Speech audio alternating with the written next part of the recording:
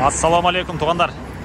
Назарыңыздарда қайрадан эле базар жок каналы. Бүгін біз Бишкек шаарынын батыш тарабы Воен Антоновкада турабыз. Азыр турган жерибиз Фрунзе көчөсү жана Аларчинская көчөсүнүн кесилишинде турабыз туғандар.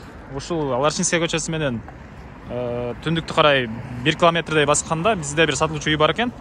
Ошол жөнүндө сиздерге маалымат берейин деген. Видеону лайкты басып, видеого комментарийге өз оюңуздарды жазып, колдоп, видеону акырына чейин күзөтүп туруңуздар туғандар. Аларчинская көчө менен ылдыйды карап 1 километр келип калдык. Сатылуучу үйүбүзгө жеттик туғандар мына. Ушул сатылуучу үйүбүздүн көрүнүшү Аларчинская жана Найзабек Шамшеке көчөсүнүн кесилишинде угловойдо жайгашкан. Тегеренте блок менен тосулган, мына көрүп турганыңыздардай. И көрүп турганыңыздардай враталар да туруптур. Үйүбүздүн жеринин аянты 5 соток экен. Воен Антоновка ушул Аларчинский деген жерде суу, светтер бар экен туғандар. Мына конуштун көрүнүшү, бул жердин көрүнүшү мына көргөзө кетейин. Азыр эми үйдүн ички тарабына өтөлү. Так. Мен бүгүн бул жака эси жок эле. Үйдүн эси өзү эмеде. Ошто. Мага адрести бергеннен эле маалыматтарды берди. Өзүм келип эле обзор кылып атам туғандар. Үйүбүздүн бүткөн жылы 2020 экен. Жаңы эле бүтүрүлгөн. Жана айткандай эле үйүбүздүн жеринин аянты 5 соток. Мына ушундай көрүнүштү. Үй бышпаган кириш менен бүтүрүлүптүр. Сейсмопоисктер коюлуптур. Узун туурасы 11 × 11 экен. 4 бөлмөлүү, коридордон тышкары 4 бөлмөлүү. Бул жакта мен буга чейин дагы үй тарткан болчумун. Бул жакта мектеп, садиктер бар. Шаарга машыткалар бар. Суу сеттери бар, жана айткандай эле. Так. Эми үйдүн ички тарабын көргөзө кетейин. Фундамент 1 метрге жакын куюлган мына туғандар. Бийиктиги 1 метрге жакын. Так, үйүбүздүн ички тарабына киргенде коридор. Мына ушундай көрүнүштө коридорубуз бар экен. Оң тарапка кайрылганда кухняга ылайыкташтырылган, 3×3 узун туурасы 3×3 көрүнгөн бир бөлмө. Түндүк тарабында бир терезеге месте ажыратылган, жана чыгыш тарабында бир терезеге месте ажыратылган.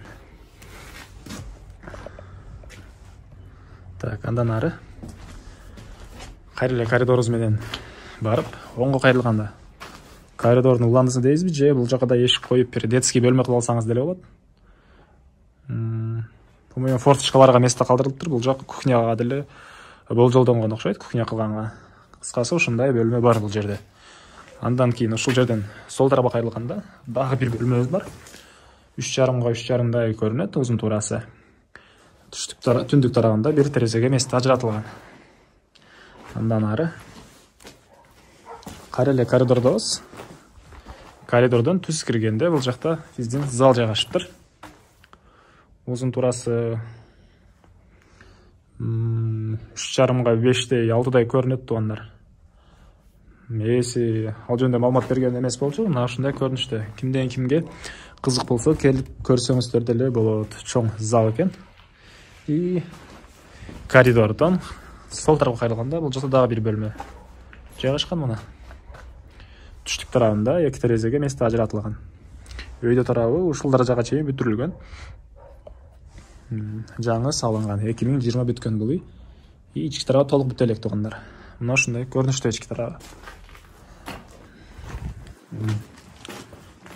Бул үйүбүздүн баасына туғандар $30,000 деп атышат. Сүйлөшүүлөр болот экен. $30,000 десе эле $30,000 сатабыз деген эмес. Эсинин номерин экранга калтырам.